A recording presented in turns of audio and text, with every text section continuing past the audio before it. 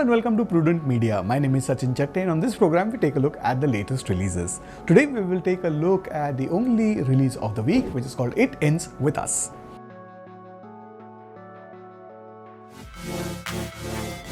Based on a popular novel by Colin Hoover that came out in 2016, It Ends With Us is a fairly bland film that overstays its welcome.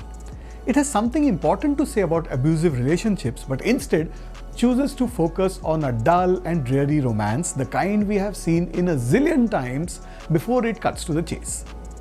By then, it is too late to invest in what happens to the central character, whose name is Lily Bloom, played very efficiently by Blake Lively. Also, at the crux of it, this is like a Bollywood film with a love triangle and all, with marginally better sophistication. The film might have some value for those who haven't seen a romantic film before, but for those who have, this film, directed by Justin Baldoni, who also stars in the film, has no novelty to offer cinematically, that is. The film opens with Lily driving to town for her father's funeral and she has nothing nice to say about him. That gives a clear idea of what kind of a father he was and what kind of a relationship they shared. Soon after that, she meets a handsome hunk named Ryle, played by the director Baldoni, on a rooftop and they have a conversation that was probably lifted from a Mills and Boons novel. He is good looking, he is a successful neurosurgeon and pretty much ticks all the boxes.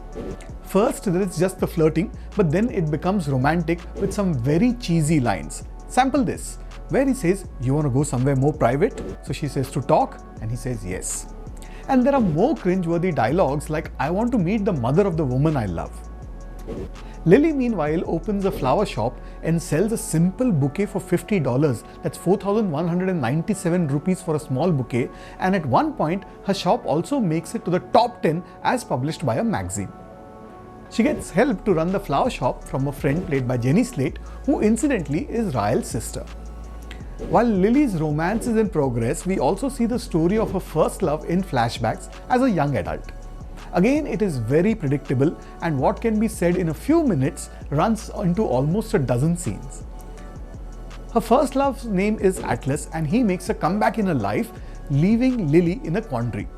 She wants to eat her cake and have it too. As in, she wants to get married to Ryle, but she also has feelings for Atlas. There are too many of those standard tropes here and even the serious issue of abuse ends up looking like a soap opera trope.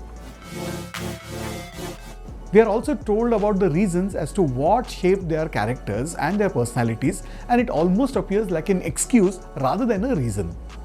Even so, the characters, except Lily, look a bit hollow and unconvincing. Some of the scenes look rushed, like Lily escaping from the clutches of a man. From a living room, the next shot cuts to her inside a car ready to drive off. Then there are some scenes that don't contribute anything to the story. Blake Lively is impressive in a role that wasn't easy to pull off because of the ordinary writing, but the rest of it doesn't have any gravitas. I was relieved when it ended with them. I'm going to go with 2 out of 5 stars for the new film It Ends With Us. Watch it at your own risk. Well, that's what I thought of the film that was released this week, and do let us know what you think. And we'll be back with you next week with lots of releases that are coming around Independence Day. Till then, it's goodbye from me.